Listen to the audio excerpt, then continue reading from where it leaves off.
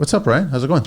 Hey, Manny, how's it going? Good. Thanks, good. man. Thanks for coming in on. I don't think I've done a show on a Friday late afternoon in a long time. I feel like we're in the after hours of TCL or something. Yes, yeah. We need to get a couple beers going. Candles and shit like that. No, it's not that kind of show. No, but welcome back. It's always good to see you. Absolutely. And we chat quite a bit. We always talk on the phone or DMs or whatever. And I like that your wheels are always spinning, man. So. Yes, unfortunately, I cannot turn the brain off. So, well, which is good because I think what I respect about you is that you truly care about the construction industry and trying to figure out different ways of making it efficient and moving it forward and making it grow. Yeah, absolutely. So, and that's what we're going to talk about today. Basically, we're going to talk a lot about government, construction, funding, how everything kind of is tied together, and how whether you're a small business owner or whether you're a big corporation, what we're about to talk about, it has a lot to do with you.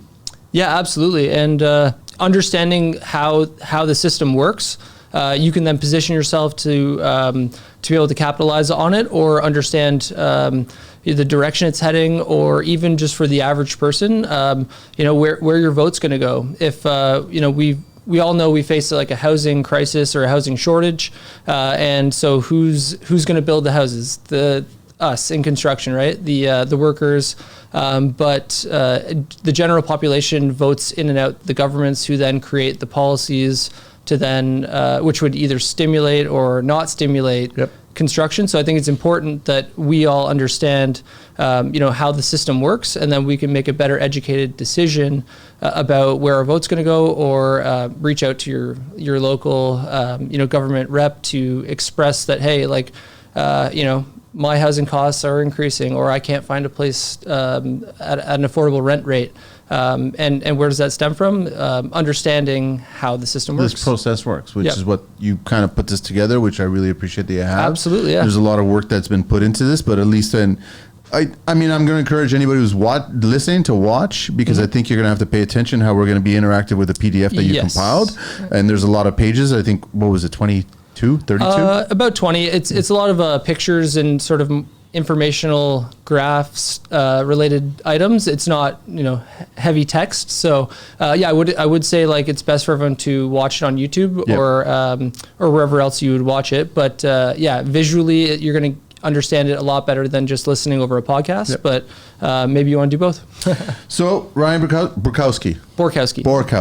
Sorry, Borkowski. It's OR, right? Yes. Yeah, OR. At the Exterior Specialist, you can find him on IG. His website, no, not the website, but the email. Oh, email, info at the Exterior Specialist. Info at the exteriorspecialist.ca. And you can also reach him at 416-931-0973, because you do have a day job, right? Which is basically your metal work on the exterior components of structures, right? Yep. Actually, just before this, I was doing a fascia repair, and the ladder wasn't long enough to reach the house, because it was a service call, so it was we installed it in the winter. But the problem with aluminum installs in the winter is that it's it's cold, and so the material is the smallest it will ever be, and then over the summer it will expand and then contract again in the winter. So when you install in the winter, you're going to get some movement, and sometimes a piece will blow off in like a high wind area.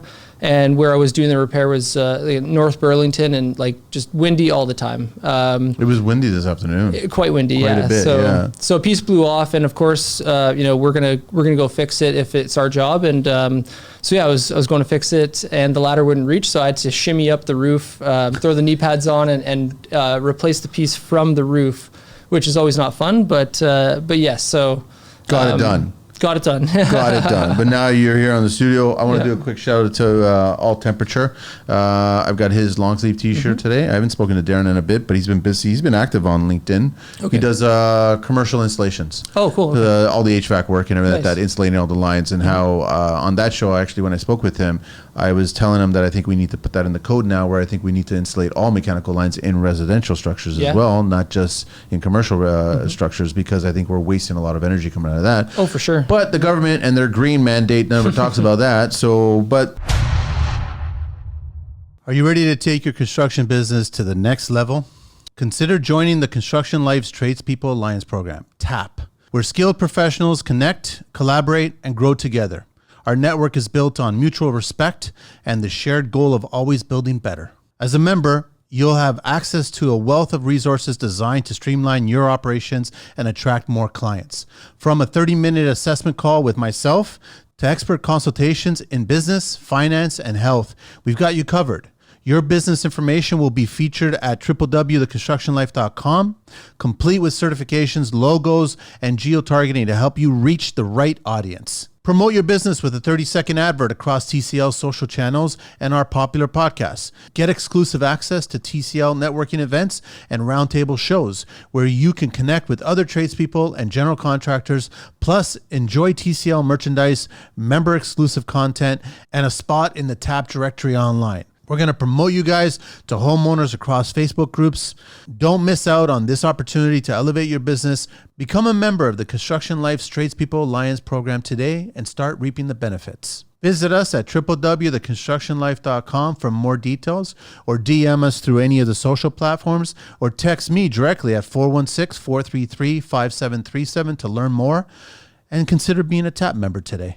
I want to get into this. So you want to start off with a book that you recently read? Yeah. So I think part of, or one of the reasons I really like your podcast is that it's not only for you, but you're giving back to people in the construction industry, right? And so why not share our knowledge and experiences that will also help other people? So the book I wanted to recommend to anybody who is interested in reading or listening to on Audible or any of those kind of ebooks. It's called Work Clean. And so it's essentially a book about work efficiency and how you can, as an individual, set yourself up to be more efficient and produce more for your set amount of time. So the book is called Work Clean. Author is Dan Charnas. It's available on Amazon. So $35 for the hardcover, and the audiobook is $1 with the membership. But essentially, it operates on the principles of a commercial kitchen. So if you've ever seen any of these, cooking shows or movies, it's a high stress environment. They're under tight timelines to get these very high-end dishes out and served to customers. So the book essentially covers how you can apply the principles of a commercial kitchen to any kind of work you're doing. Did you easily compare it to construction? Very much so. Really? So yeah. So maybe not the actual task of like chopping an onion compared to like cutting a piece of plywood, but it's more about the organization of what you're doing versus the task itself. So one of the things that this book covers is called mise en place or mise en plus, but it means everything in its place. So if you are, let's say in my industry, right, we're doing metal work. Before doing that, I need to know how many pieces I'm going to need. I need to know the size of those pieces. Maybe I can get 3 pieces out of a sheet.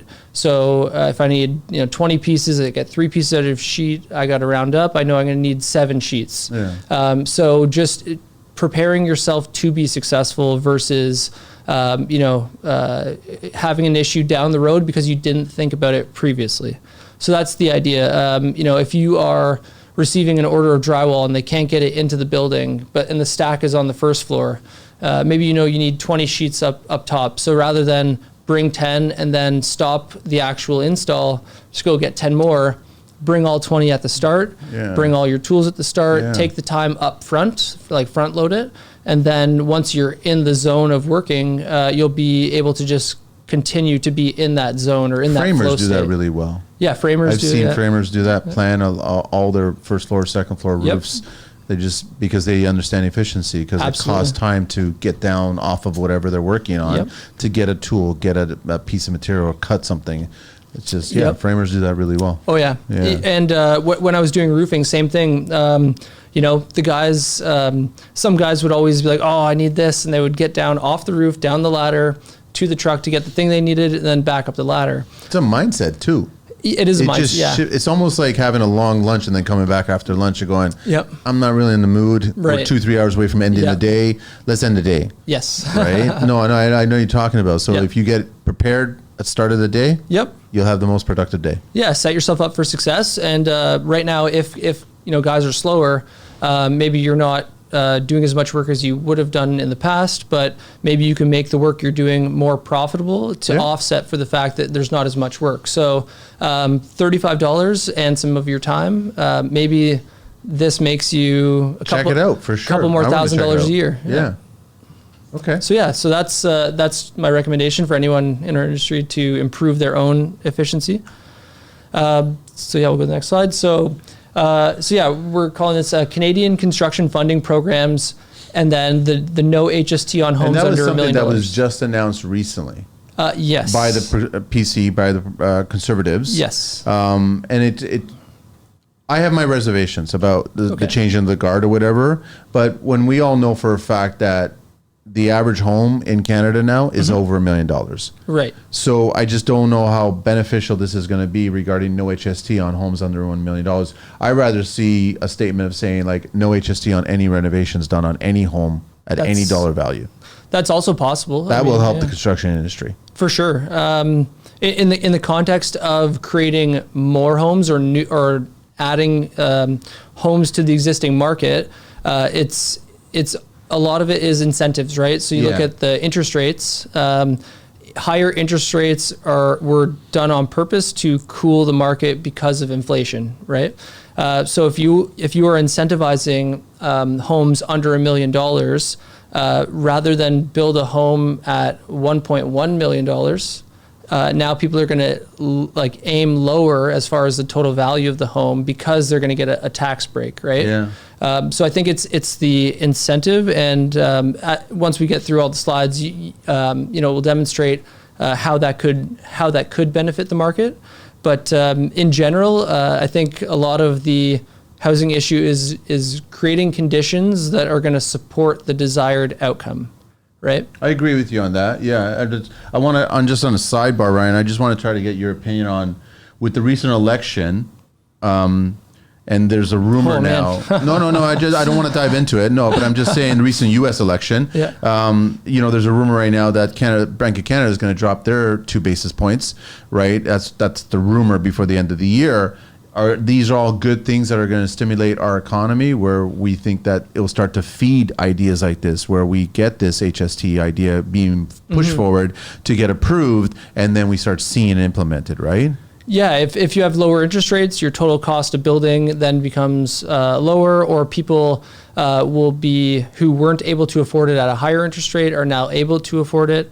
So I think there's a lot of factors, but in general, I think the reason we saw such a boom in housing was we had very low interest rates for such a long time. Yeah. And that these slightly higher interest rates, which historically are still low. Like I remember my dad was telling me my uncle bought his first house and the interest rate was 18%. 80s. In the 80s, right? Yeah. So 4 or 5% compared to 18 is still relatively low. But also home under 150,000 compared to a home over $1 million, right? Yes, yeah. I would still take the 80s over the 2020s, right? I'm sure the math, if you did the math, it might work out better. It's more beneficial. At a higher interest rate, you have a smaller amount, you pay it off sooner. But that's two different worlds. Yeah, I'm not like a interest rate or mortgage specialist. I defer to my mortgage broker for any of those questions. So you start off by saying the next slide is that you're talking about the problem, basically.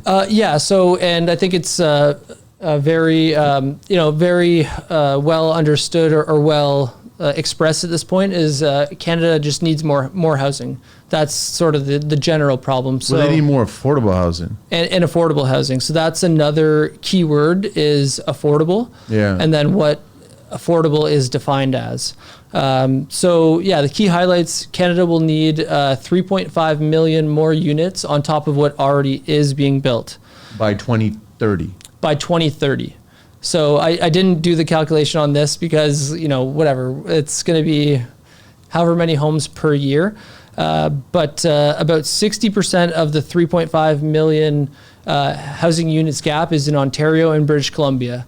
And I think that's because, both Toronto and Vancouver, if people are coming into the country and looking for work, they're going to go to the major metropolitan centers where jobs are available. Yeah. So, you could look at something like, Saskatchewan, right? There's tons of land, but and maybe housing is cheaper, but if there are no jobs, how do you buy a house and support paying a mortgage? Or how do we get to these numbers? Are we looking at the past and like, I mean, when someone says that this is how many we need, are we basing this off of immigration? So that I'm not sure as far as like what the calculation is to the number of homes. Okay. I can imagine it would be something along the lines of a calculation of historical pricing versus current pricing, where if current pricing was at a certain percent higher than a historical average, you could kind of calculate, okay, maybe it's that much higher because there's overpopulation where people are competing for existing units, right? So if there were more units available, and maybe there was some slack where there's extra units, pricing may come down. So I don't know exactly how they come up with the number of 3.5 million, but I imagine there's probably scenarios where like multiple families are living in one house, or multi-generational living is occurring, and yeah. Well, I mean, the reason I bring that up is because I know that we've had other discussions with other people on the show where all of a sudden you get a government that's currently running things talking about this is what we're going to achieve. Not a matter of what we need, but this is what we're going to achieve. Yeah. And it's like, it's not possible because Canada's history hasn't achieved that. Right. So that's what I'm trying to figure out is that how are we getting to this number that is 3.5 more million homes in the next 5.5 years? And we know the workforce that's required to do that. But are they getting these numbers because of the amount of immigration that's here? And that's how many units we need to suffice regarding all the people that are coming into this country. Right. That's what I'm just trying to figure out. And I think it's a bigger problem than I'd rather them come out and say, listen, realistically, we need 1.5 million homes by 2030. Right. Instead of how do we get 1.5 million homes in these two major epicenters regarding BC and Ontario? Right. And we figure out how do we achieve all that. And then we look at possibilities on how we build this, whether that's, like you said, multi-level, multi-generational, modular, all these other options. Maybe they're just outside. The core is growing. The core is constantly growing. Like when I was a kid, anything that was, I guess, above the 401 was like, it was just roar. Yeah, farm fields. It was insane, right? Like, but now it's just like there's major towers going all up in those areas, right? Major towers now. So you're getting whatever 300 units in one tower, and that's how it's contributing to that. But when they start spitting ball in these 3.5 million, and they really have a plan, an action plan to get that done, right? And I think like no HST is a starting point. Yes. But we need to also do more. And I know that other people, not myself, only have talked about the discount on renovation work. It makes it very attractive to homeowners going, listen, bank rates are dropping. If you've got $1 million reno and we don't have to charge HST on it, that's extremely attractive to a homeowner to say, yes, let's do this job now. Absolutely. Or maybe even, not charging HST on the installation of like a basement unit or a third floor or a second floor unit. And so that's in one of the slides we'll show why renovating or altering existing buildings or getting more density is actually a better solution. And we'll cover that as far as from a cost perspective. But yeah, this is from the CMHC. So I think it would be really cool. And obviously anyone working for the CMHC, maybe there's some political reasons why they wouldn't want to then come on a show and be transparent. But I think if you want to know the answer, you can reach out and get them. I get it, right? But no, I'm thinking like it might be best like if hear it from the horse's mouth, right? Yeah, like have someone from the CMHC discuss these things, or maybe there's things we're not aware of that they know. Which why not some transparency and let people know why they're giving these numbers, which, I mean, 3.5 million units, that's what, 10% or just under 10% of our population. That's a lot. Yeah, it's a lot. And like, we know, first of all, you don't have the workforce to do that. Right. Yeah. That's another issue regarding that matter. But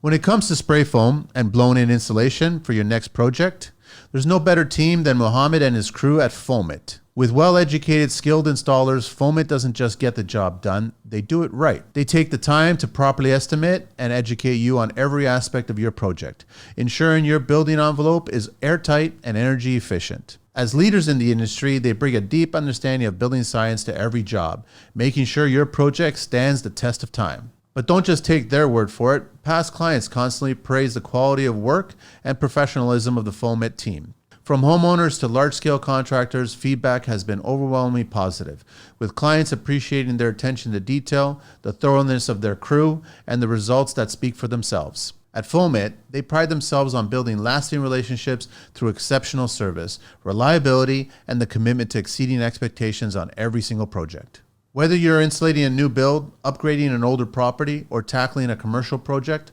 Foamit is your trusted partner in achieving energy efficiency and comfort. They understand the importance of getting it right the first time, and that's why so many clients return to them for future projects. Connect with Foamit today. Reach them at 416-893-8712 or 647-961-9777. Email them at mohammed@foamit.ca or visit them at www.foamit.ca. Follow them on Facebook, Twitter, Instagram, and LinkedIn to see their latest projects and innovations. This message is proudly supported by the Construction Life. Have you heard of the new renovation bylaw that's coming into place in Toronto? No, I haven't heard it. No. So they're now going to start to propose that if a landlord wants to renovate a unit, they have to kick out the current tenants. Yep. But they have to cover the cost that's above what the current tenant is paying. Oh, wow. Then they have to renovate the unit to make it better. Yep. And the existing tenant that was there last has the right to come back in at the exact same rent Wow. that they were paying before the reno. Yeah. So their mindset regarding the government is that you're getting these landlords that are doing renos just on the purpose of kicking out tenants. This new bylaw that they're trying to implement, which is going to cost a landlord a lot of money to do, there's no benefit to them. Right. So why would they bother renovating their unit? Well, and that's probably the goal, right? They probably don't want, like, imagine someone bought a unit 10 years ago and, if they can sell it for double and they want to get out of that investment, they might be inclined to, want to kick the tenant out, renovate it and sell it, right? Yeah. So it's a lot of it's like human nature too, right? Like, especially in the private market, like, if you're purchasing a property to rent as an investment and make money, then it's tough, right? Like, that's right. I just see the word "the problem," and I just start seeing, okay, well, and I know the rest of your slides are talking about the solutions and the other ideas that are coming up. Yeah. But I mean, there's so many problems that we have to sort of face. Yes. To figure out, okay, what is working, what's not working, and then eliminate what's not working and focus on what's working, or maybe even multiply what's working. Yeah, incentivize what is working and disincentivize what is not working. Yeah. So what's the next slide there? So yeah, we'll go to the next slide. So we'll try to get through these slides quickly so that we can kind of. There's just no rush. I mean, I up. know there's a lot of information in there, and we want to just break it down. So go ahead, shoot, man. Yeah. So this is how the government collects money and then spends money as far as like a flow, right? So from left to right, the blue is how the government collects money. So personal tax, corporate tax, and you can go through the list. Yeah. And then at the blue level, that is going to be their total revenues from everything. Gray is the expenses, and then the yellow is the representation of money from the federal government to the, I believe, the provincial government, and then onward. So it just basically shows how money is collected and then distributed amongst the population, right? So all of us individually contribute to the left, and then on the right, these are the services and programs that money is then spent on. So you see the breakdown. Gray, you have budgetary expenses at 538? I believe this is billion. Okay. But yeah, again, this is 53 billion. I got it in my glasses. The purpose of this image is not necessarily to go over the actual dollar No, I don't want to go to values, dollars, but I'm just saying the money's coming in, whether it's personal income taxes, these are all the monies Yep. that are filtering through the government. You've got budgets that the government put together, and now you've got the expenses associated with those budgets, Yep. and now you're allocating all that money. So you got transfers to other governments, you got public debt charges, Yep. you have no actuary losses, or It says net actuarial losses. Okay. I'm not sure what that means per se, but and then transfers to Yep. persons 136, and then direct program expenses at 240. That's the one that I'm honing in on. So the direct program expenses, what is that? so it shows then operating expenses and other transfer payments, which I could.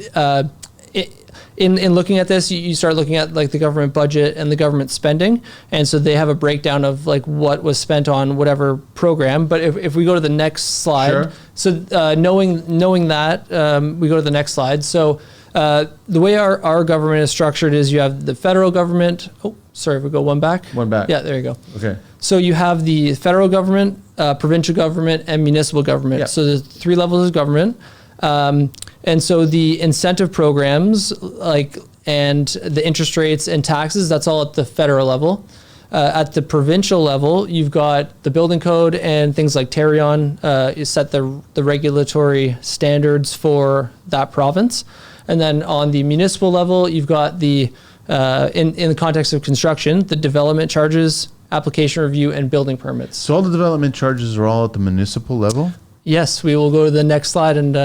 Well, hang on. No, stay back on the other one All right, there, yeah. Otto, for a sec. So, I mean, okay, so I get it. So at the federal level, you got incentive programs. You've got basically your COP expenses, your travel, mortgages, income tax, borders, all that stuff, which is great. Mm-hmm. Provincial, you've got your services, obviously, hospitals and social services. And then you've got on the city level, on the municipal, you've got your, obviously, your water, your usage, your garbage, parks, rec, everything like that, right? Yep. So it's all done. But okay, so development charges are all falling under the municipal. So basically, this is what I've heard. I've heard that this one, municipal, are basically the bottleneck of approvals for construction. Correct. This is what's going on. Correct. These cities individually Yep. in each province and the entire country are the root cause of what's going on and why we can't get more construction projects started. Yes. Because they're directly tied to permits, approvals, Yep. COA, forestry, conservation, all that stuff. Yep.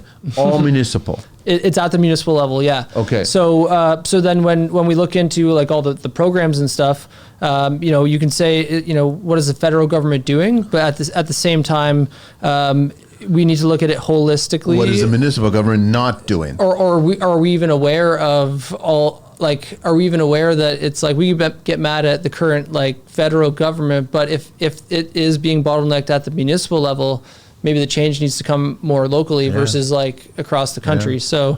So here's this was a really good article that I found, and in this clip we see that these are the total charges in the different municipalities. So they compare Vancouver, Toronto, and Montreal, and it'll give a breakdown of the percentage of the total cost that is charged per type of unit. So single detached, row homes, low rise rental, condos, and etc.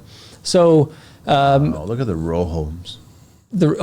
So in the city of Toronto, total cost of a row home is 23.5% of just administration or whatever charges. But once we get into the next slide, Well, hang on a sec. So, I mean, you're looking back at, because you've highlighted the city of Toronto. development charges. Development charges, Yes. right? So now you're looking at development charges on the row homes is 13.3%. Yes. Right? And then low rise is just behind it at 11.9%. But then low rise condo, 10.2. So it's just like, these are some high numbers. They are.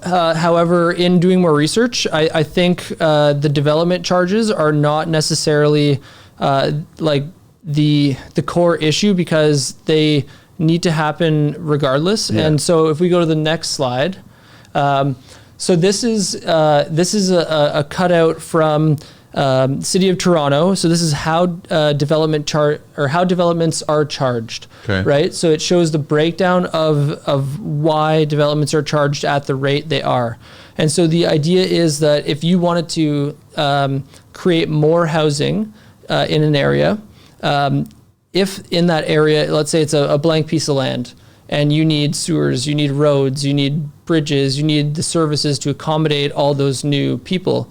If you were to charge the existing tax base, you would have to get that out of property taxes or other taxes.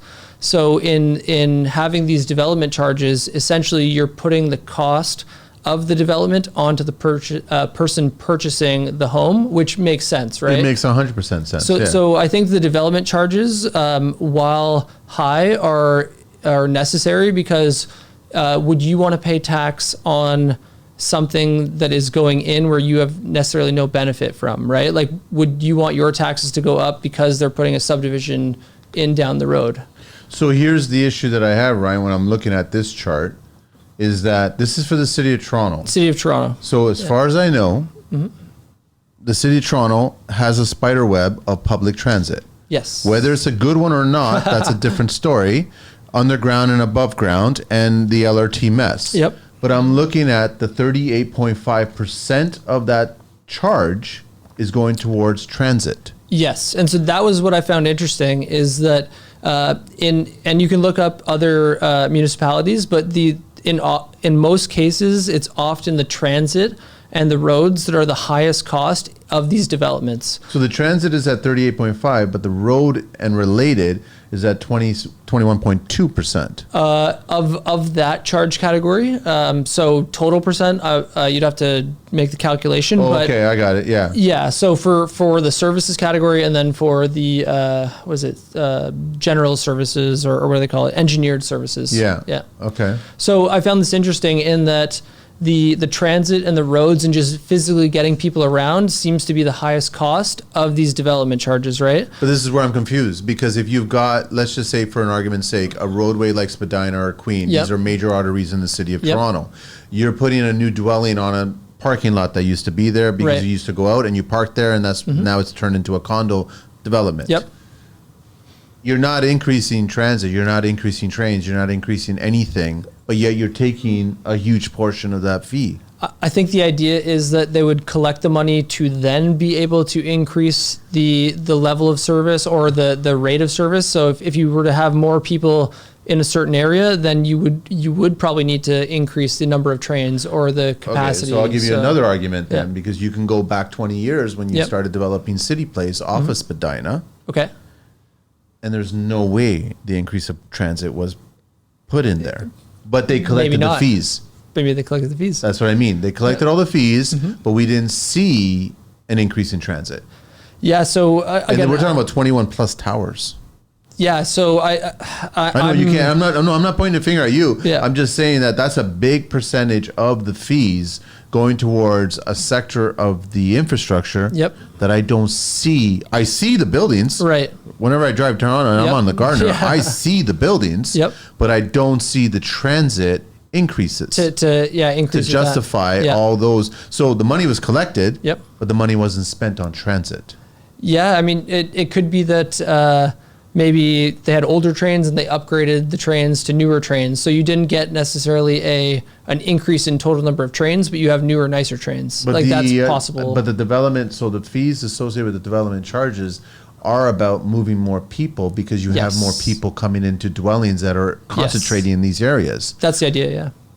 Yeah. So So yeah, are we getting the we're not, because we're increased seeing level of more service? congestion. Yeah. We're seeing a lot more A congestion. lot of congestion, yeah. Okay, so it's just interesting that you highlighted those, and that's actually very, very interesting. Yeah. And again, I love it. It's like singles and semis, multiple 2 bedrooms, multiple 1 bedroom, apartments, and bedrooms, and then dwelling rooms themselves. And so you're covering the spectrum there.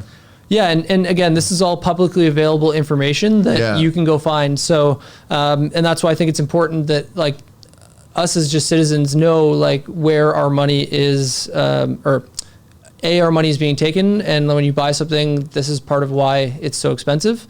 And so when you look at, like, inflation, over the years, as wages rise, as materials rise, as everything rises in cost, it then gets pushed on to then the new developments, right? So your increase of charge may be related to inflation and not even that you're getting more service, right? If that makes sense. Yeah. It could be. It reminds me of a post that I saw this week from Ewan out of Renaissance. He shared a post where he's like, after 16 years, he's finally paid off his mortgage, and he speaks to the bank and he says, okay, your final payment is 200, and I can't remember the exact figure, what it was, like $226 or something like that. And now your mortgage is done. Yep. So he went in and you had to physically walk into the bank to discharge this mortgage is done, right? Okay. Then he's given a fee of 370 something. And he's asking, why did it go from the 200 and something that you told me about to the 300 and something now? Yeah. And then there was a government fee to discharge the mortgage at an $86 fee or something like that. Huh. And he was just dumbfounded by that. For him closing his mortgage, he's paid off everything that he needed to pay off, and they still get you at the very end with one more fee to just discharge that mortgage. Yeah, it seems like everywhere you turn now, there's a fee. There's an additional fee, or there's an additional something, and if it's being used for a purpose, I understand it, and that's why I'm questioning the transit balance here. It might be a good thing to look into, or maybe someone who works in that space would have better insight as to why it would cost that much. This is recent because you're June 6th. Yeah, June 6th. So it's pretty current. Okay, next one. Hey, homeowners and businesses, are you looking for top-notch tile and stone services you can trust and count on? Consider the expert tradesperson behind the Tile Guy GTA, Omid himself. He takes pride in delivering quality service and professional installation on time and on budget. From mosaics to large slabs to custom niches and miters, the Tile Guy GTA has you covered. With years of experience and a commitment to excellence, Omid and the team at the Tile Guy GTA are your go-to professionals for all your tile and stone needs. From full waterproofing solutions of every possible product to the finish grouting details, even a hint of design recommendations when the client needs to hear the truth. Call the Tile Guy GTA today, 647-716-5062, or email them at thetileguy.gta@gmail.com. This message is proudly supported by the Construction Life. So so again, we're going to stick with Toronto in this case because just to keep it consistent. So I think in the last time I was here, I was trying to mention I was trying to reverse engineer, permits. Like everyone talks about how long permits take and whatnot. So I was able to find the information I needed to do that. So if you look at the top left, 2023 operating budget. So the total revenue collected in 2023 was 84 million $84 million in gross revenue collected by the Toronto Building Department. Okay. And the total expenses or expenditure was 68 million. Okay. And then so what we do in that case is put it into this margin calculator. So the City of Toronto Building Department is currently operating at a profit, which is good. Like it should be that it should be making money that they have money to then invest and improve their process or hire more staff or whatever, right? We wouldn't want. So you got all these numbers there. So you're talking about 84 million revenue, 68 million gross expenditure, 16 million profit. Number of people working for the city is 534. Number of permits in 2023 was 38,893. And then cost average of each permit was $1,748.38. Yep. And then permits per staff, is that what it is? Or equals $72.83 or no? Yeah, so that would be the total number of permits divided by the number of staff. So if they were to process the 38,893 permits and they have 534 staff. So we can basically calculate, okay, so on average per staff member, total time spent, and we're looking at it as total time, not production time. So total hours, so it works out to 3.43 days per permit per employee, or 27.44 hours. To give you 250 days of work. A given 50 working weeks at 5 days per week. Yes. So and the purpose of this is even in construction, and when we talk to different contractors, there's working days and total time to finish the project, right? So maybe it takes you 3 months to finish your scope, but of those 3 months, because of whatever reason, a delay here, delay there, you're waiting on this, maybe you only work 10 days out of those 3 months, but it still takes you 3 months because of other factors in the process of completing what you're doing. So because I was able to pull how many employees they had, this is going to be inspectors, supervisors, people processing the permits. So we don't know per se the person actually processing it, how long they're spending on things, but we can at least get a rough idea of the system as a whole, how much time they're spending per permit. So I don't have anything to reference this to. So I don't know if this is a long time regarding or how many permits. Like they're doing 73 permits.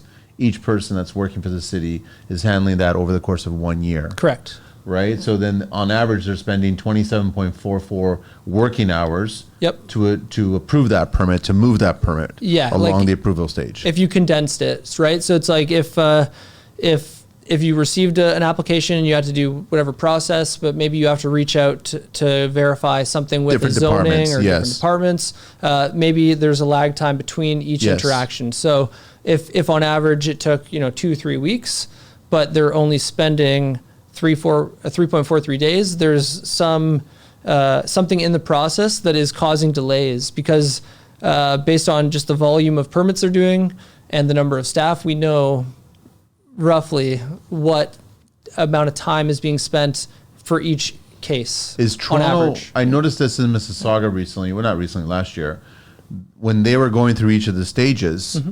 they added the hours that were associated with working on each of the stages to give you a tally of how many hours were spent on approval of this permit by the time you got it. Okay. So I don't know if Toronto's doing that, but I was pretty impressed that was going on. Yeah. Where each person that was associated with each planning department was contributing their hourly time to work on the permit approval process.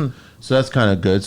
But again, I say that I don't have a barometer to share to compare the 20, if we're doing good or we're doing bad. I don't know. I don't know either. I found it interesting because, we've talked about in the past and I've heard you talk about just the length of getting a permit, right? Yeah. So if we know that, okay, maybe this isn't the problem, maybe the amount of hours spent per permit is not that bad, right? Maybe it's something else in the process that is causing it to take longer. But it's a good question to ask, right? So at least we know it's profitable. It doesn't seem to take that much time to process the permit. So there's something else that we're not aware of. It's interesting that you're saying that it's profitable, and this is 2023 too. So we don't know what the data is right now for 2024. I guess you're speculating at 85 and 69 there, or is that the actual number so far? This was just pulled from the City of Toronto budget, so their annual budget report. Got it. That's how I was able to find it. So I've had plenty of building inspectors tell me that they're not profitable and that they're understaffed. But here we are, we're seeing 16 million in profit in 2023. Maybe in certain departments or maybe in certain roles. So, maybe if there's not enough inspectors or people who know what to look for in the inspection component, maybe the reason the processing takes longer is for being understaffed in a certain area or in a certain component of it. A lot of variables here, right? But again, this is not my opinion. This is just what I was able to find and do the math on. At the bottom here, you have the infrastructure and development services. So you have all the individual departments, I guess, that are associated. That's number of employees. So if you look at Toronto Building, that's where I got the 534 number. Got it. And then so from 2023 to 2024, they added 38 people or a 7% increase in the total staff. Are we on track to increase in the same amount for 2024? We don't know. So yeah, that's the budget, or that was the plan, or what was allowed for or planned for 2024. Yeah. So then we would have to then anticipate 2025, which it would be when they release their next budget, which I'm not entirely sure of. No, we'll find out about that. Okay, next slide. Yep. So we go to the next slide. Okay, so yeah, we talk about the building permit process, and there's a lot of talk. We're cutting the red tape, or we're looking to cut the red tape. So what is the red tape, right? This is the building permit process in the flowchart on the left. So you, before applying, talk to your municipal building officials, you submit your application. And so the application is reviewed for completeness with the compliance with the building code and applicable law. Yep. Right? So at that point, the planning and review process on the right will show the steps in what they're looking at to approve or give you feedback on your permit application. So there's the zoning review. So you got zoning bylaws. And then so if you go down the list on the zoning review section, so other than the land and building uses, building size, location, and setbacks, height, all that, it's the Conservation Authorities Act, the Planning Act, the Environmental Protection Act, and the Ontario Heritage Act. So that's what they're looking at for the zoning. Three of my least favorite ones. Yeah. Conservation, environmental, and heritage. Planning is pretty straightforward, right? Yeah. But yeah, if your dwelling is in those, if it's in their radar, Yeah. those three departments, expect delays. Yeah. Expect red tape, expect a bunch of stuff. Yeah. And so I think maybe if we're talking about red tape, maybe it's being confused with whatever, but this is the process. So Yeah. if there's red tape, it exists in this process. Yep. I So if we're trying to cut the red tape, it means we would need to make changes to these acts or these processes that we're then reviewing to then approve building, right? So while we need more building, if we put a lot of roadblocks in place, well, you can't build here because of this, you can't build there because of this, or we need this, you know what I mean? Yeah. You're wanting one thing, but then you're also having all these obstacles where even though you could potentially build on this land because of whatever rule that's been established, now that's not an option. And as you reduce the number of options you have, you're limited, and then you're more expensive or difficult, right? So just back on the building permit process, yeah. So before applying, you're finding out exactly what you need to do. You submit your application. Once they receive it, it's reviewed, comments are made, decision is made, and then you can appeal. And then the permit is issued, and then you start the process of building, which involves the inspectors, and then it's a closing of the building permit. Correct, yeah. And that's it. Yeah. So that's if there is red tape, it exists in this process. 100%. Yeah. 100%. And so if the government is spending money to reduce red tape, then this is where they will need to make changes. And what's the saying? It's like everybody hates how things are, but also hate change. Or what was that saying? It's like people don't like the way things are, but hate change. Yeah, I know. Or something like that, right? I know what you're talking about, yeah. But yeah, if we go to the next slide, so if we look at the acts and the bills and the rules, so this is the general process of how a bill is implemented or changed in our government system. And so I don't know very much about this process, and I'm not going to speak to it in depth because I don't know about it, but just visually, what would you say? It looks like it's going to take a long time. Well, it's just, yeah, there's a process involved, but I also find it funny that there's a process involved, but there's been a lot of bills in the current Liberal government being passed pretty quickly. I don't know. I know. We don't know. I mean, government bills, you got private member bills, you got committee bills, right? Mm-hmm. I see the flow chart that you got here and how many steps are involved in that process. Yeah. So I can't really speak to that. How new laws and regulations are created. Yeah. I get it. Okay. So yeah, it would just demonstrate that if you wanted to make a change to reduce the quote unquote red tape or the time it takes to get approvals or the flexibility of being able to build in more places, then if you need to amend or change something, then there's a process. Or if you want to introduce a bill, there's a process. So as much as people want to change things, it's not very easy to change things. And this is what this slide is meant to demonstrate, is that it may not be very easy to make quick changes that would be able to get us quick results on being able to produce more housing. Here's a question for you, because it was brought up on a recent show with somebody else, where if it's my land, why can't I just build the dwelling that I want to build? I don't know. I mean, I get that there's structural components, but in construction, as you know, a lot of construction now is just being catered towards engineers. As long as engineers are signing off certain process, you can draw all you want. Mm-hmm. You submit it as long as you're within the zoning laws, so you can't build past a certain point based on your land. But if you're a homeowner and you've got acres of land and you want to park a dwelling right in the smack middle of that land, why is the government getting involved on how I can build this property? If I'm building it sound and structurally safe because it's been approved by an engineer, then the government really does not need to be involved. I would agree with that. I mean, even just a personal sort of anecdotal example, I wanted to build a garage, but then call the city, ask about the permits and stuff. So I needed the one thing that really threw me off is I needed a site drainage plan. And so my property is a flat piece of land, and it's if some water is being diverted, it's not going to make that much of a difference. But the site drainage plan from the engineer, whatever, was I think around $3,000 for a site drainage plan for just a garage, a simple garage, slab on grade, some framing, nothing crazy, right? In a suburban area? In a suburban area.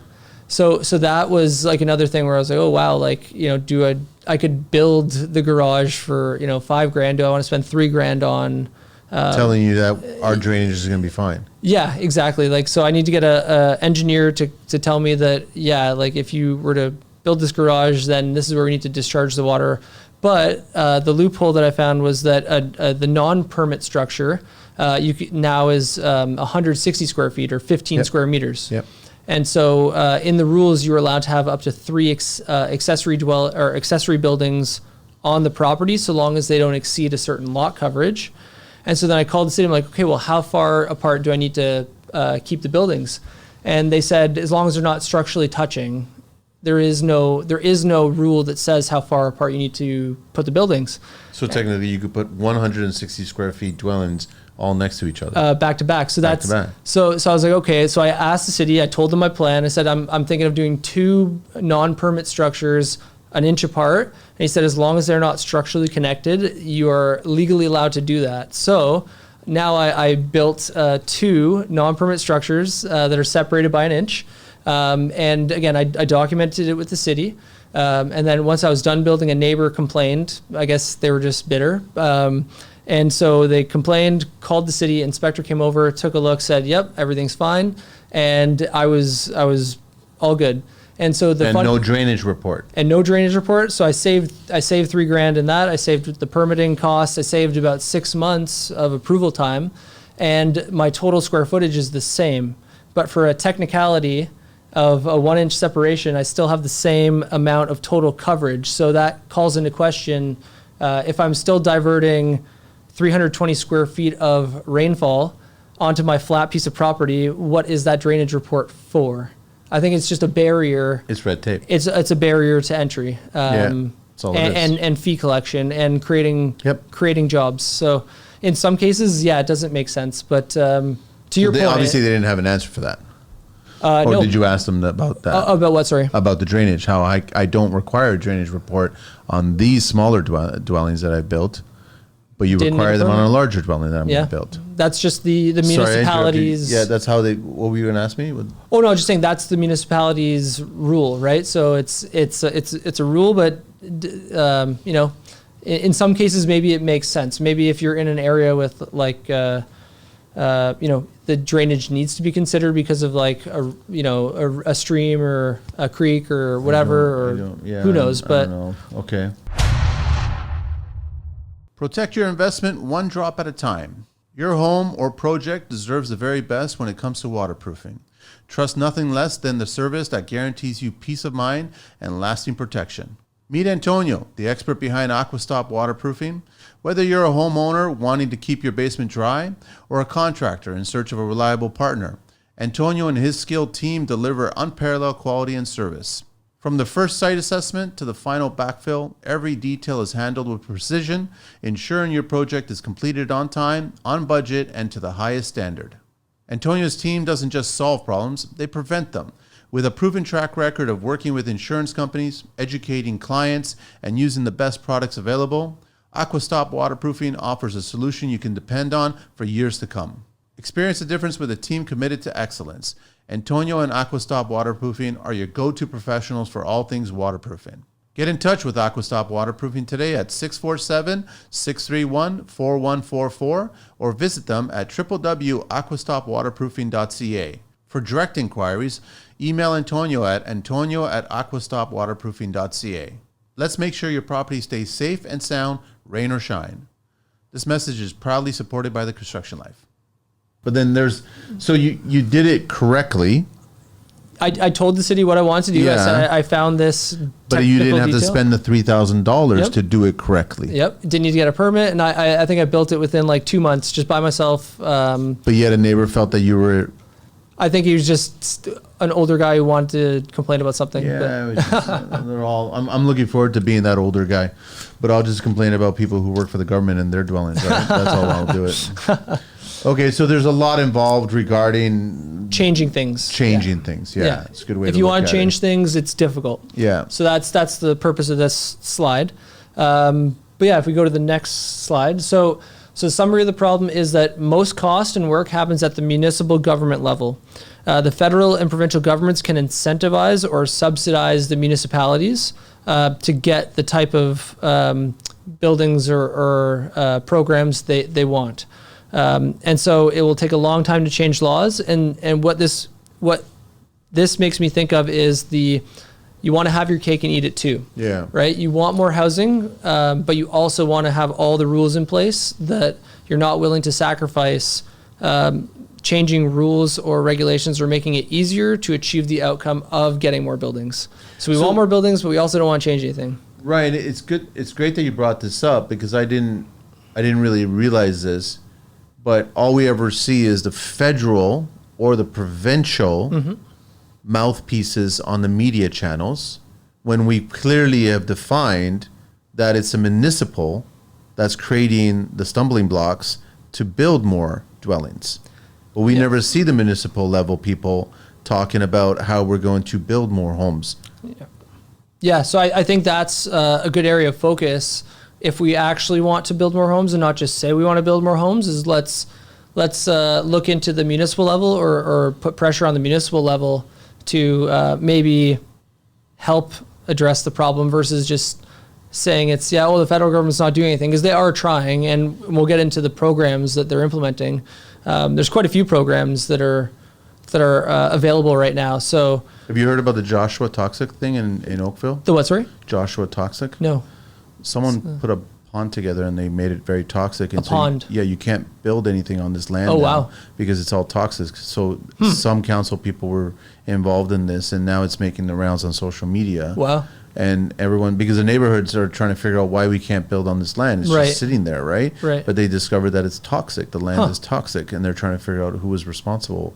It's just, we'll leave that for a different show. But yeah, I'm just because I look at it like I think you're right. How we don't need to be pointing the finger at federal or provincial regarding this housing issue. We need to be in our own neighborhoods, looking at your municipal council people, and going, dude, why are you not looking at this parcel of land and we can build X amount of units on this? Yeah. Why are we not talking about this, right? Yeah.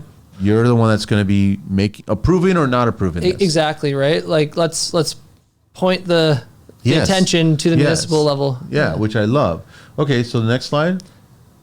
Okay, so this is the total or an overview of the federal government programs.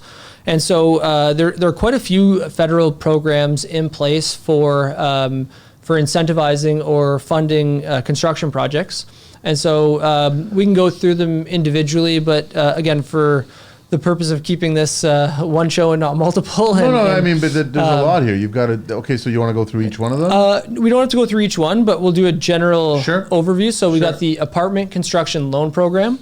So low-cost insured loans, and it's for for-profit developers or nonprofit developers and municipalities. That's where that comes in. Affordable housing fund, so low-cost repayable loans.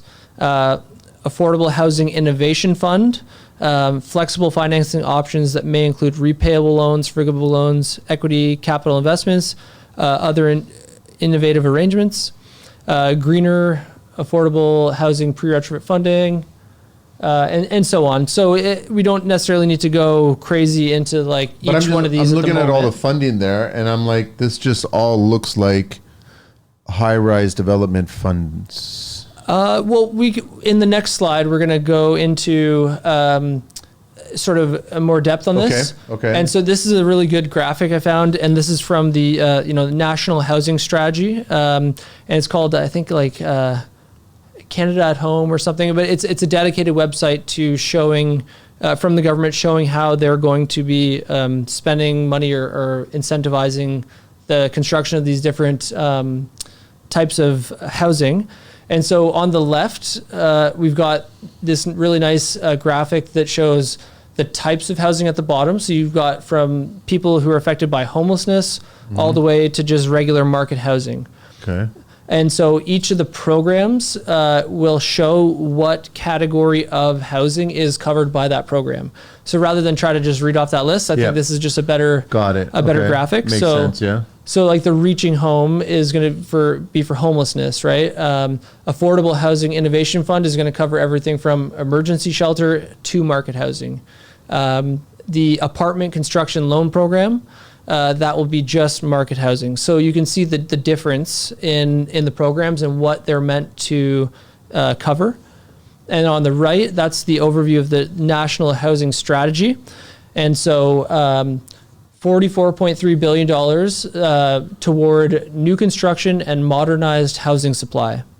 And then if you were to look at the bottom, so data, innovation, and research, $550 million, and then $4 billion increased efficiency in the housing system. So there's various different funds that cover different components of the housing crisis or the housing problem. So if we were to go to the next slide. Well, hang on a sec. Come back there on it for a sec. So what I'd like to find out more of is where is the $4 billion being spent on reducing chronic homelessness? That's, what exactly does that mean? Shelters? Great question. So I'm just questioning it out there because we can get the answers later on. But human rights based approach to housing, $63.7 million. What exactly does that mean? I think that's the human rights based approach to housing. That's the thing, is a lot of the language, and when you start reading about the programs and what they're doing, and seeing what they are producing, that's where us as Canadian citizens need to question, okay, what is the money being spent on and how effective are these programs, and is the spending producing good results, or is the spending not producing the results that the programs have outlined? So I would have to, probably spend like a month or two to dive into each individual program to know it like thoroughly. Those are the ones that just kind of stuck out at me, but I see a lot of money there. I mean, it's an $82 billion plus 10-year plan, and this is where all this money's going. Like community housing, you got improving home ownership options. What exactly does that mean? Green? You got federal, provincial, territorial, NSH incentives. What does that mean exactly? $15.2 billion.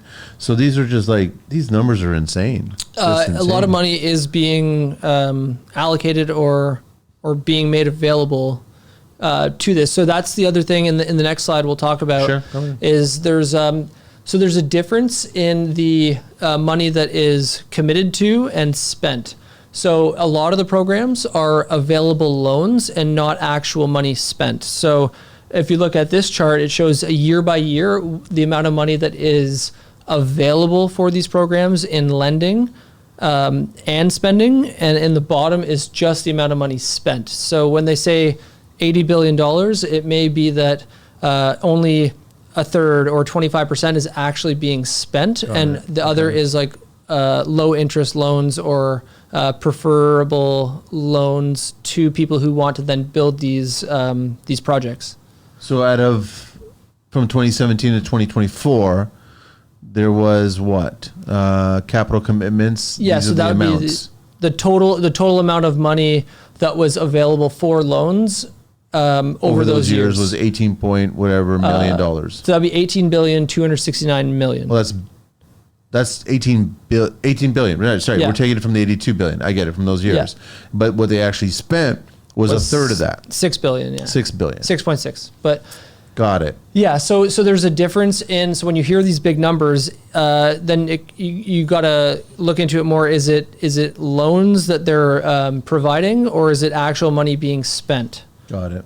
So that's another key thing in this. So, Okay, so the investment case for affordable housing, right? So there's two approaches in the housing component. Is it going to be that the government is building these things and then sort of like setting the rates of the rents? Like, do the governments own the buildings and say, okay, this is a government-owned building, we're going to charge you this much rent? Or is it a market-based approach where if we want lower rents, we got to have more supply to have the supply-demand dynamic in that the market will on its own produce lower rent rates, right? So the statement here, in Canada, housing is considered affordable. Yep. If it costs less than 30% of the household's before tax income.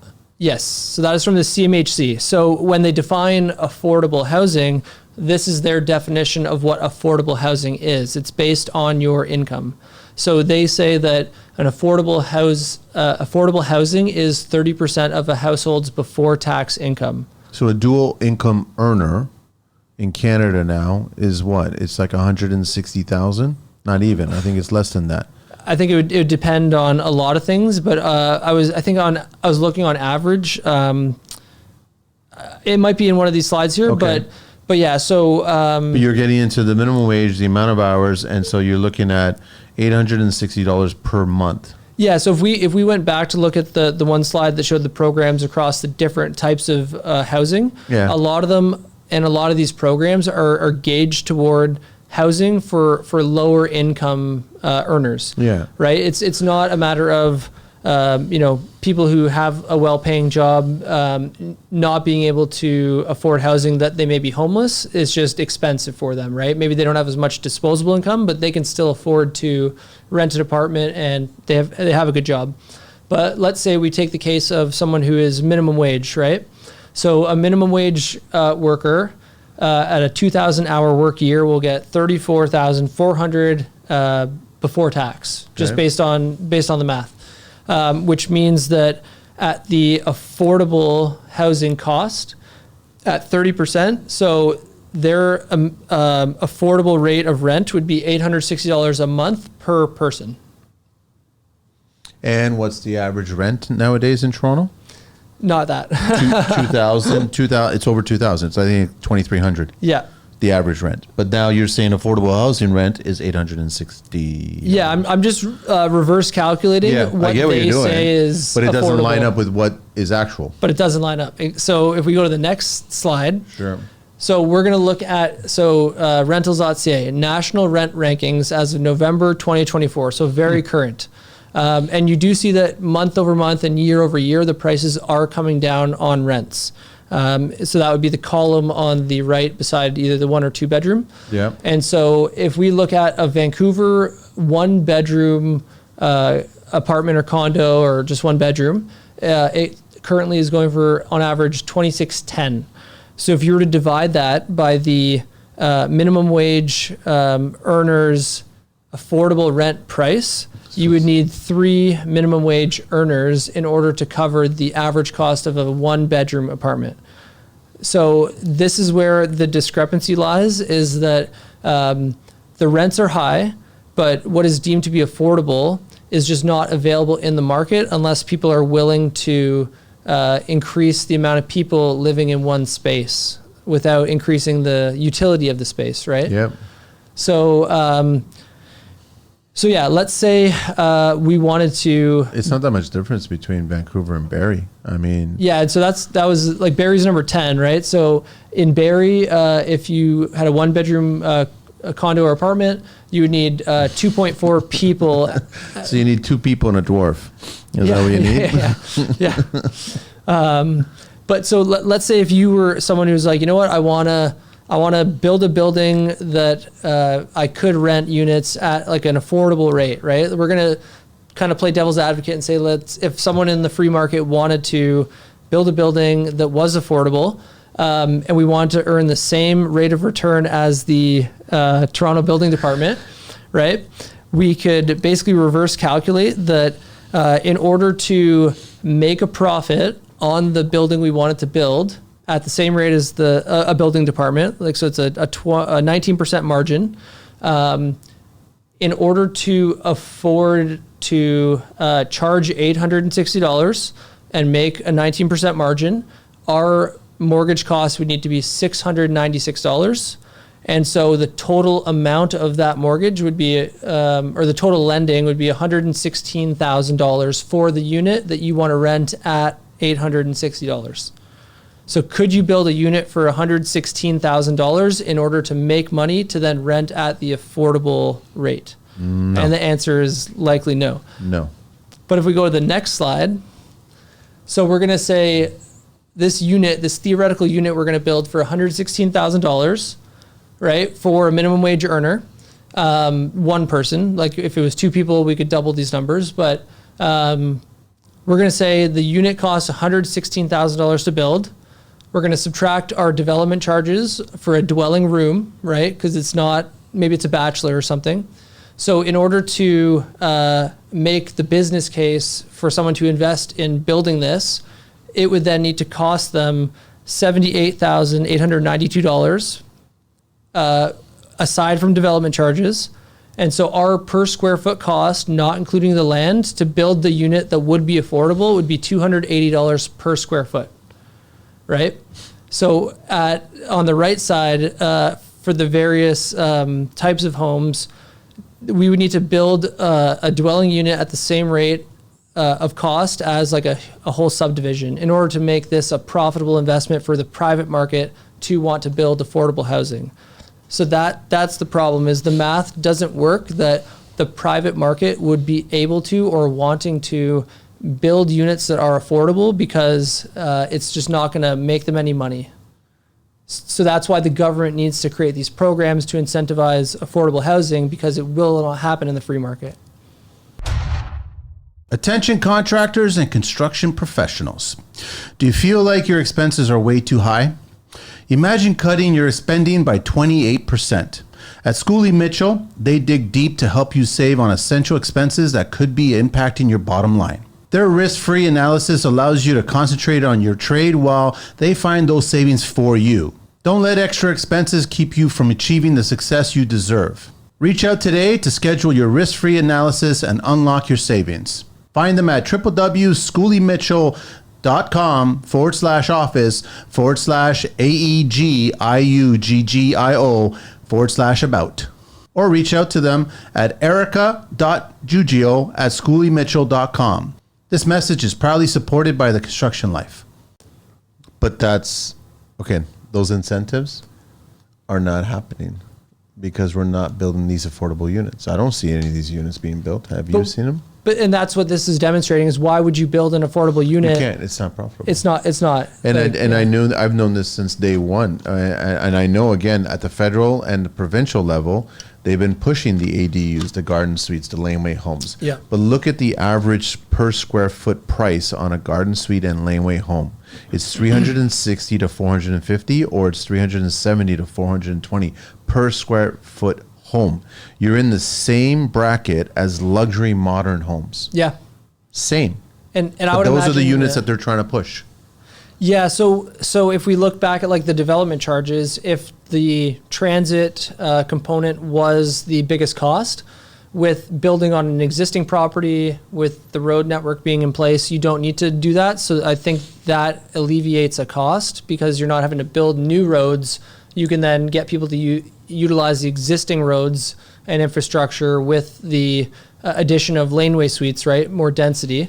But I think with the laneway suites, right, running gas lines, running electrical, running plumbing. Yeah, that's where the cost is coming in. That's where most of the costs, I would imagine, would You're be. You're building another dwelling on the same lot. That's all it is. But you still have to provide services for that dwelling. Okay. So, all right. So yeah, if we go to the next slide. So this shows the Affordable Housing Fund. And again, we're not going to get into too much depth about this. We could go into more depth, but in total, it's $14.6 billion over 11 years. And the target is to create 60,000 housing units and repair or renew 170,000 housing units. We could go into the math of how much per unit does this cost, but again, because they're including the renovation of the existing units, it's hard to really define the extent of the renovations in the different units. But of that spending, 5.68 billion was loans, and 3.72 were contributions or forgivable loans. And so to date, there are 14,000 roughly units under construction and 16,000 have been built. So from May 2018 to May 2024, 16,000 units have been built. So over 6 years, you're just under 3,000 units a year from this program being built. So at the whole start of this thing, that's why I was talking about how the government was painting this 3.5 million over 11 years, when we've just shown 6 years, 16,247 with this program, or with the incentives of this program. But that's one program. So 16,000 and change homes versus 3.5 million with no program, no incentive, no direction, no nothing. Somebody's out to lunch and other people are actually consuming that lunch, right? Yeah. So, quick math, top of my head. Let's say if this one program was able to build 3,000 units per year, and over 10 years we need 3.5, that's 350,000. We'll call it 300,000 for argument's sake.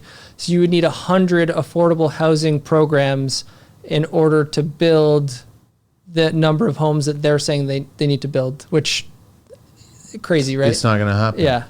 Okay. So that's that one. And this is the housing. Does the government actually look at what they're doing and realize that these numbers are not adding up? Probably not, because I don't think anyone in government would openly admit any faults to begin with. Of course. So they're gonna in order to keep their jobs not admit fault or wrongdoing, I would imagine. But I'm not trying to No. I'm just trying. I don't. Listen, we're in construction. Clients are always asking us, what's going to cost? Yeah. We can give you the low ball price and then all of a sudden tell you that there's all these extras attached to it. Yeah. Or we can give you the justifiable price on what it costs, and then you're not surprised at the end, but then you can make an informed decision. Yep. By telling us, the citizens, that we're expected to build, we need to 3.5 over 11 years, you're giving us, it's a rabbit in a hat kind of scenario. You're just picking it out. Yeah, wishful thinking. That's all it is, right? So now this is the Housing Accelerator Fund. Yes, this is the Housing Accelerator Fund. So this fund is $4.4 billion over 4 years to build 112,000 more housing units. So that works out to 1.1 billion per year. That would mean 28,000 units per year, and then therefore the funding would be like a subsidy or incentive of about $40,000 spent per unit. So 28,000 units times 10 years, 280,000 units, you're still a far cry from 3.5 mil. Yes, yeah. And so this is another fund contributing to it.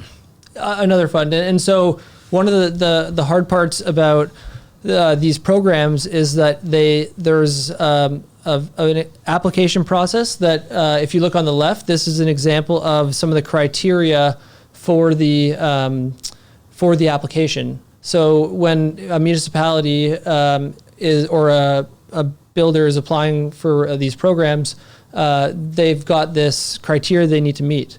Right. So if you look at the top, it says strong proposals will demonstrate a commitment to increase the housing supply above the minimum requirements of the program. And so if you have a higher growth rate, you get awarded more points. And if you score more points, you're more likely to then get the funding in your application. Right. But what you said about is it achievable? If you get more points based on what you say you're going to do versus what you actually do, right? Like if you were to be honest and say, maybe we can only grow at this rate, but I don't get enough points, so I'm going to inflate my numbers a little bit in order to get funding. I get it. Right? Okay. So maybe that is contributing to these lofty targets, because you're more likely to get funding if you meet the criteria that is more desirable.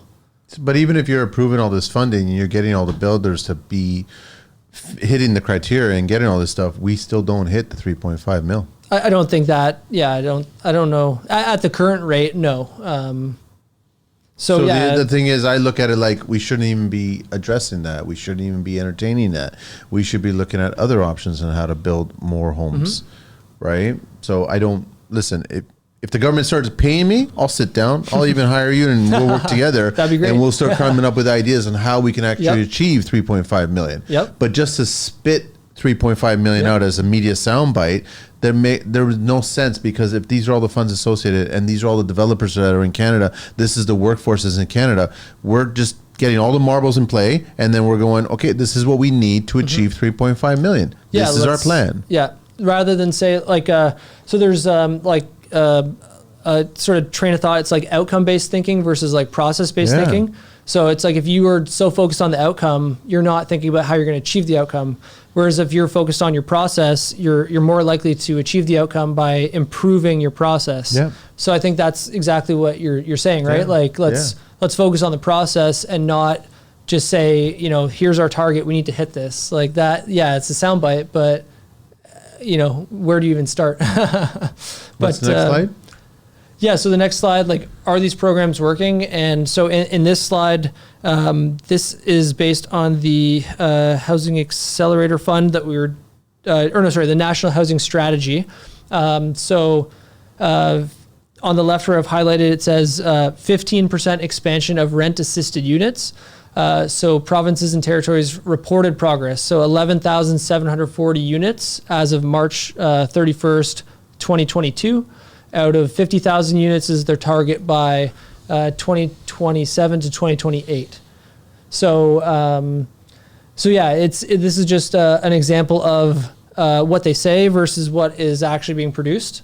And so if you look at some of the language being used, this is where you kind of need to be a bit critical. So if you look on the right, it says 272,169 existing housing units have been committed to be repaired or renewed, right? 134,000 new housing units have been committed to be created. 517,000 households are expected, right? It doesn't say have been built. So in these reports, it looks good, but it's based on projection or future plans, not actual. So I think that's where maybe we get misled is that it's we're not necessarily getting the full story. So I look at numbers on these pages, and this is what the government's presenting to the citizens, and I'd rather stand there, see these numbers, look at the job site, and I'm like, where are these homes? Yeah. That's where I don't see the houses. So these are basically Wonder Woman homes. They're all invisible, right? Or they will be created. Maybe there's a lag time to it. At what point, though, right? 10 years from now? 20 years from now? We don't know. The problem is now, right? So, yeah, I get it. So, clever marketing.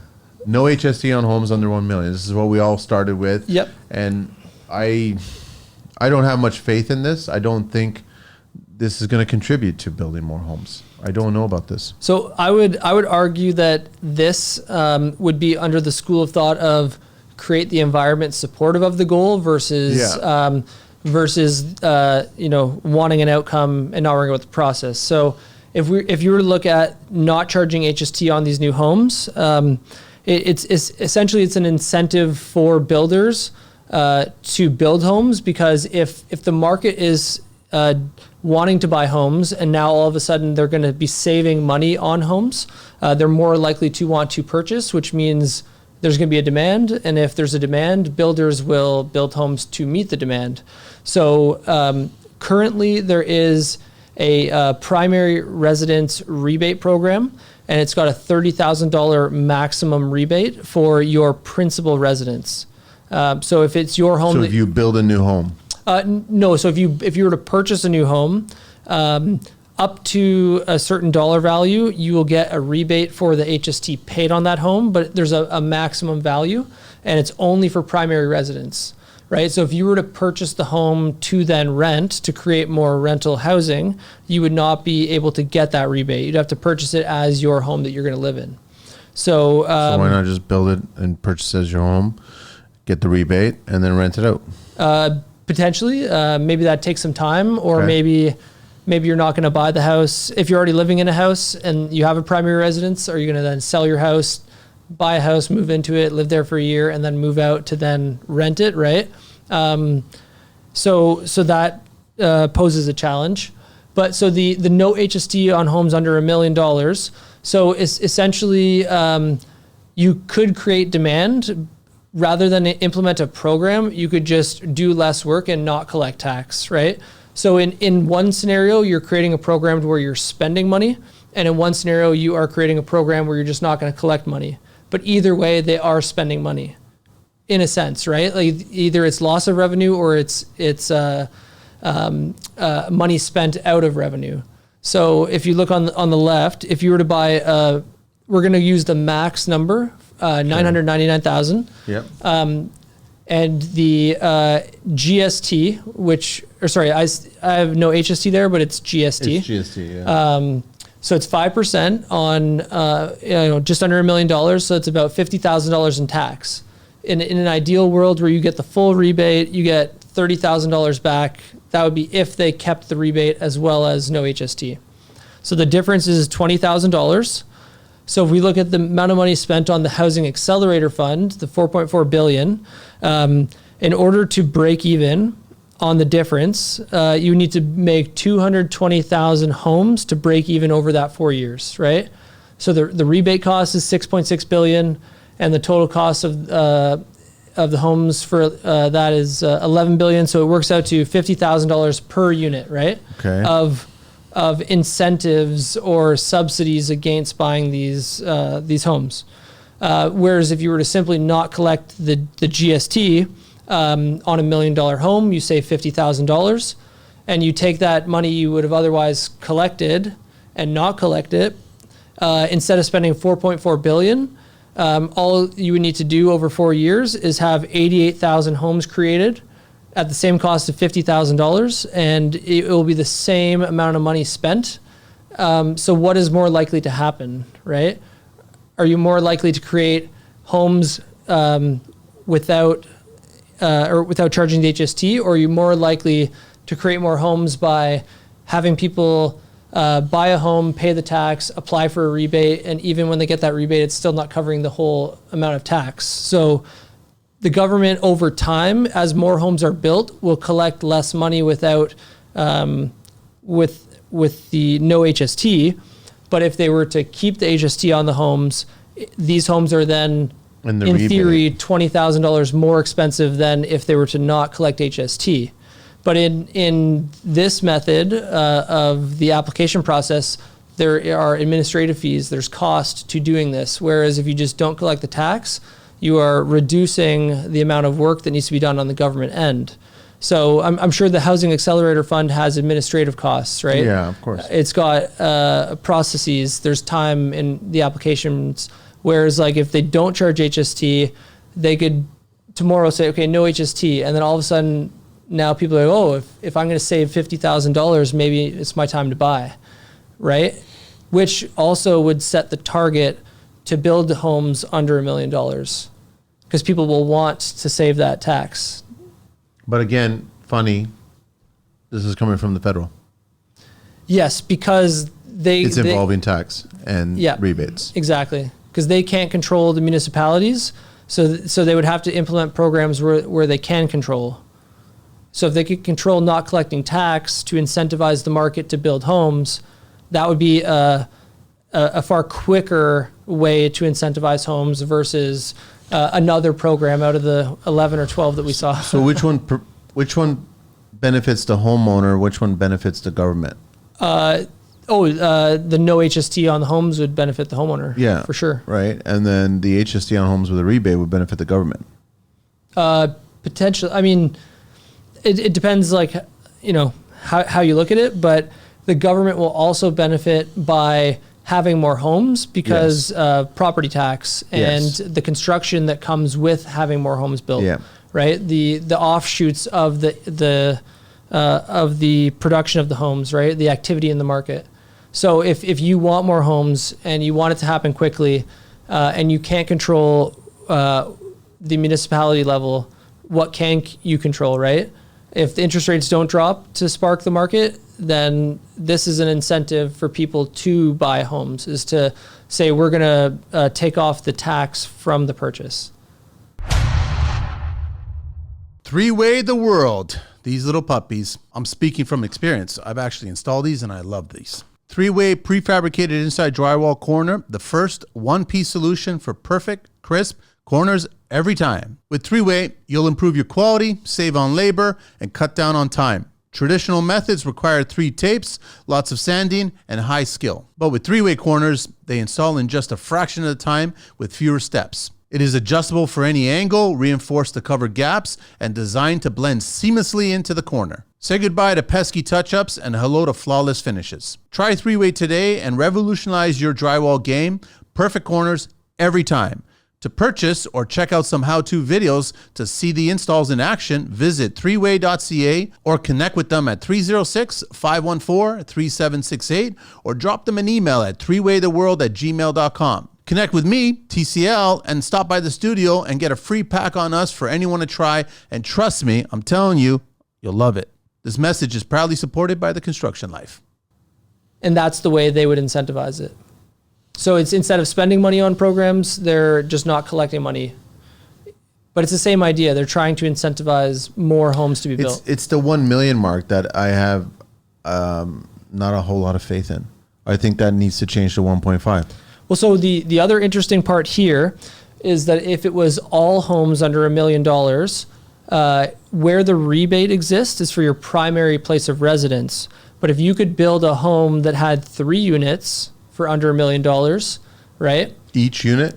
No, I'm saying like the building. Whole building. Let's say like an investor was like, oh, I want to build a building with 3 units in it, and I won't get charged HST, right? I'm saving 5% on my cost, and they don't need to worry about the rebate. Yeah. They can build a purpose-built rental building, maybe, if the municipality allowed for that, right? But right now, this is applicable to only primary residents. The rebate on the or on the GST or HST. Okay. So yeah, like if you bought a home for $1 million with the intention of renting it out, you're not getting the rebate. But if you didn't have to pay HST on any home, you could purchase a home with the intent to rent it out and not pay tax, right? In general, we just need more houses, right? Supply-demand dynamic. We just need more supply. Well, why bother with this threshold where it's at $1 million? Why not just make it more incentivized and go higher, go 1.2, 1.3 million? So let's say if we go back to the slide where the average cost per square foot to build a home was... 200. Well, to make it affordable, it was 280 or 270. Yeah, to make it affordable, right? Yeah. So let's say just if we didn't use that number, we just used the average of those numbers. It was $400 per square foot, and the house was 2,000 square feet.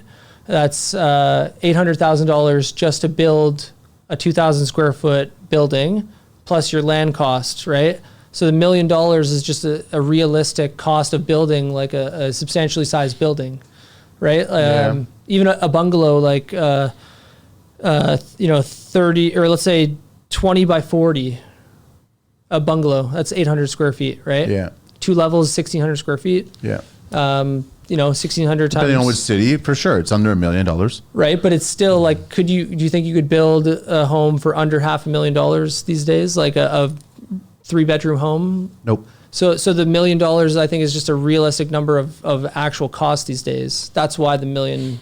Okay. But I agree. It's they should be setting the target. I go back to, where's this number coming from? If you know the national average of what a dwelling costs, and you know that the majority of dwellings across Canada are above $1 million, why are you given this threshold of $1 million?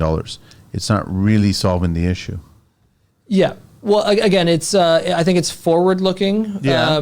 That because new homes under $1 million, right? So if the no HS or no GST on the homes under $1 million were to be implemented today, and it's for anything built moving forward, then people building homes would have to build them in a way where they know they're going to be able to sell them under $1 million. Yep.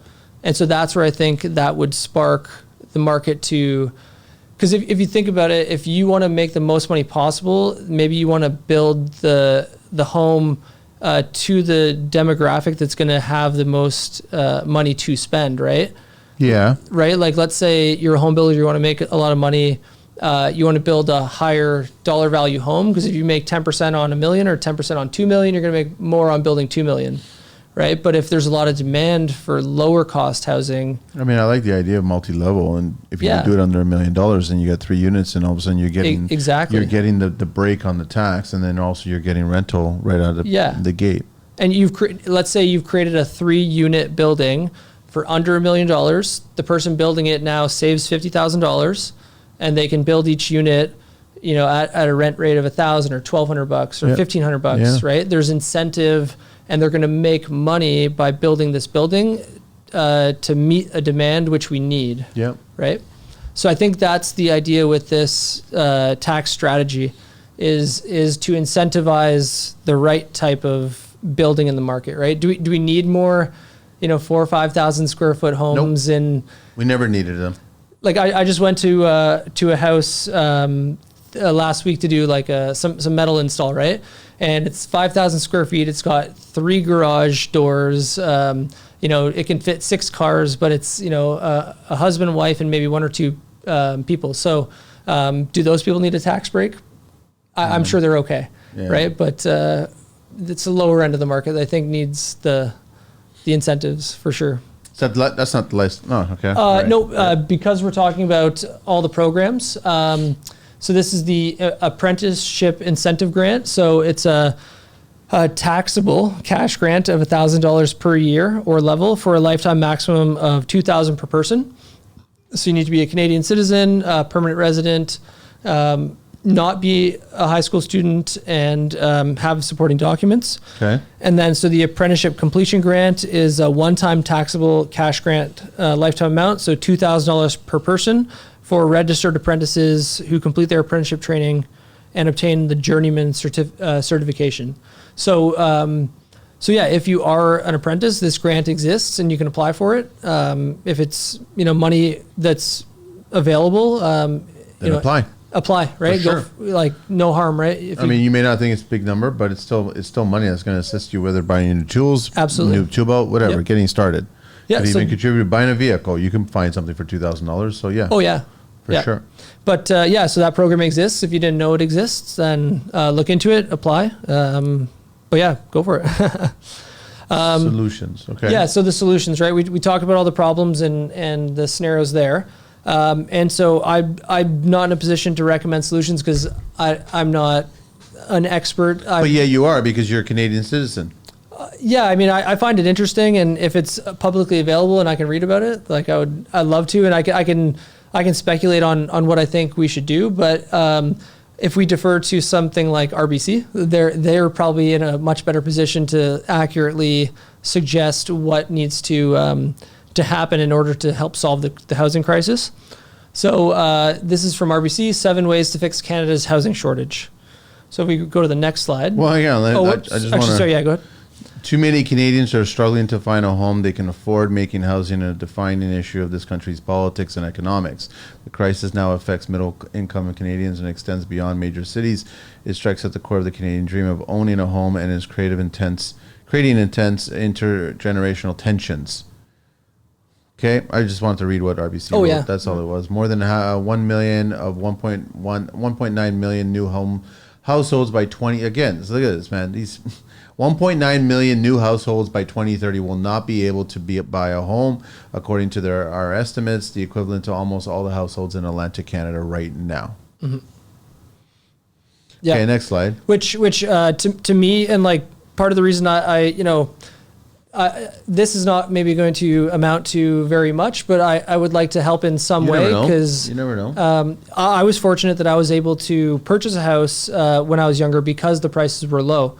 But kids these days, their starting point is so high and their ongoing costs are so high. If you can't save $1,000 a month now, and your down payment on $500,000 needs to be, even at 5%, $25,000, right? It's going to take you 2-3 years of saving $1,000 a month to be able to afford just the minimum down payment, right? Which, I wouldn't be in the position I'm in today if I didn't have the opportunity to get into the market, right? And so I think that is pretty sad that a lot of young people just have no hope of even getting into the market, which... and they've given up on it too. And they've given up on it, which, it's... we talk about a productivity crisis. If people know that the harder they work, that it's not going to amount to anything, why would you want to be more productive, right?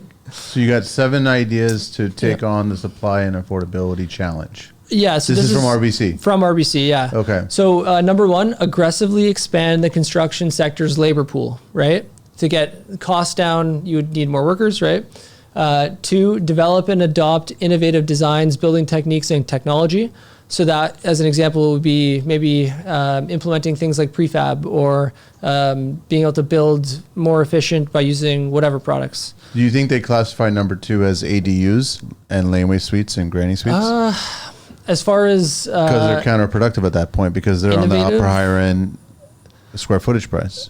Yeah, I don't know if that would be innovative. So like it'd be basically modular or multi-level dwellings.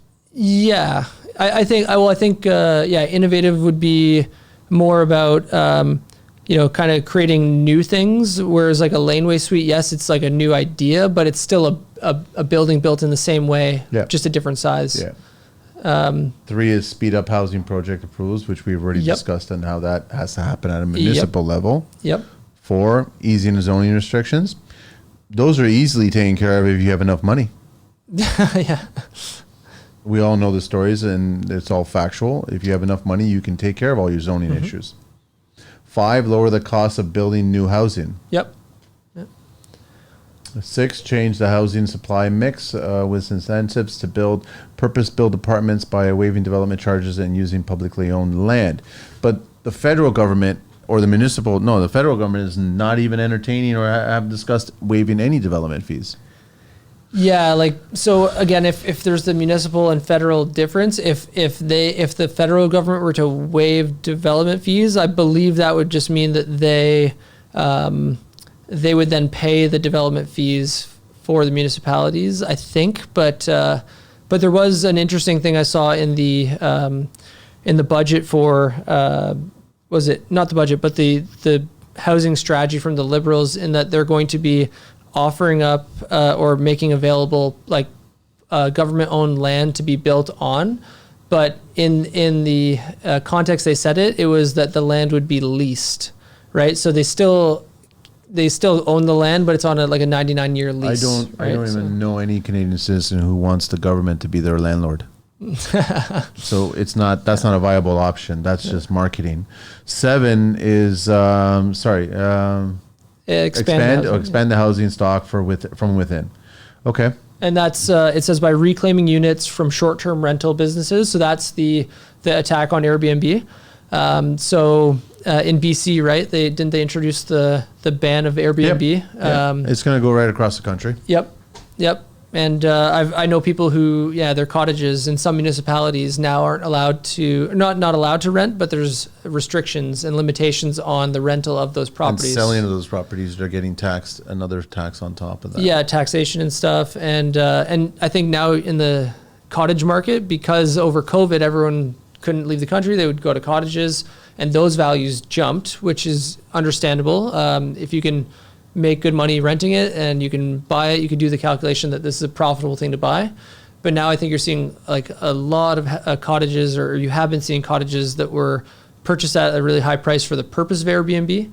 And now with the less traffic to those vacation rentals, people are selling the cottages or getting out of those investments. Well, they're all capital gain attached. And yeah, you got other components, but it's unfortunate because they're going to get taxed the capital gain regardless now, because that's been implemented as of July 1st, wasn't it, or something like that? I can't remember. Yeah, it was I can't remember, but yeah. It was implemented, right? So it was there. Okay. All right.